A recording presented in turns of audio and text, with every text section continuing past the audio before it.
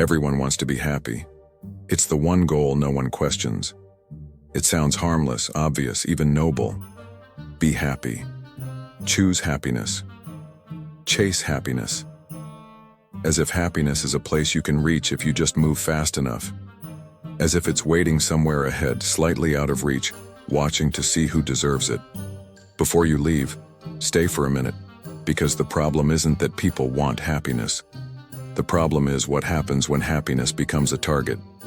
Before we go any further, like this video, share it with someone who keeps saying they just want to be happy, subscribe for more content like this, and in the comments tell me what you want the next video to be about. Happiness used to be a moment, a byproduct, something that happened when conditions aligned.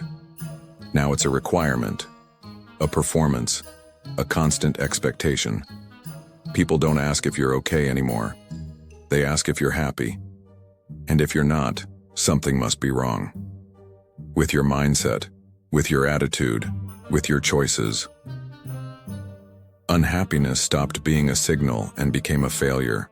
The strange thing is that happiness disappears the moment you start chasing it, because once happiness becomes the goal, every neutral moment feels like loss. Every ordinary day feels like a mistake. You're no longer living your life, you're auditing it. Measuring how close you are to a feeling that was never meant to be permanent. Think about how often people say they should be happier. Not that they are sad, just that they're not happy enough. That gap creates pressure, and pressure doesn't create happiness. It creates self-surveillance. You start monitoring your mood, questioning your reactions, and judging yourself for feeling exactly what a human would feel in a complicated world. Happiness culture teaches people to distrust discomfort, to fix sadness quickly, to reframe grief, to optimize joy. But discomfort isn't an error. It's information. It tells you something doesn't fit, that something matters, that something is changing. When you silence it in the name of happiness, you don't become happier, you become disconnected. Notice how happiness is always framed as personal responsibility. If you're unhappy, you didn't try hard enough. You didn't think positively enough. You didn't wake up early enough. The world never enters the conversation.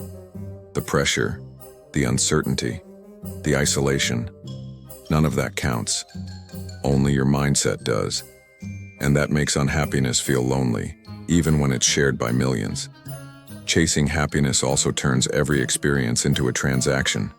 You don't ask, is this meaningful? You ask, does this make me happy? And if it doesn't, you move on quickly. Relationships become evaluated. Jobs become temporary. Moments are rushed through. You're always scanning the present for a better future, and by the time you arrive, the feeling has already moved. There's also the quiet exhaustion of pretending, smiling when you're tired, being grateful when you're overwhelmed, posting joy while feeling empty.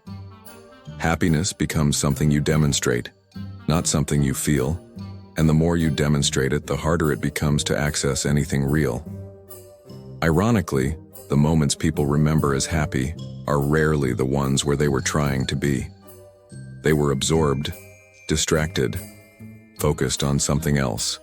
Happiness arrived as a side effect, not a destination. The chase ruins that. It keeps you one step ahead of yourself. This doesn't mean happiness is bad. It means turning it into an obligation is. When happiness becomes the standard, neutrality feels like failure, and sadness feels forbidden. But life isn't designed to be permanently pleasant. It's designed to be varied, uneven, sometimes heavy, sometimes light. And that variation is what makes the good moments feel real. Now, at the end, this matters. This video is not a study. It's not research. It's not advice. Nothing here is proven or factual. This is entertainment, a human thinking out loud for fun. Don't take this seriously, and don't make decisions based on it. If this way of thinking resonated with you, watch the rest of the videos on this channel. They all sound serious, they all feel thoughtful, and none of them are meant to be taken as truth.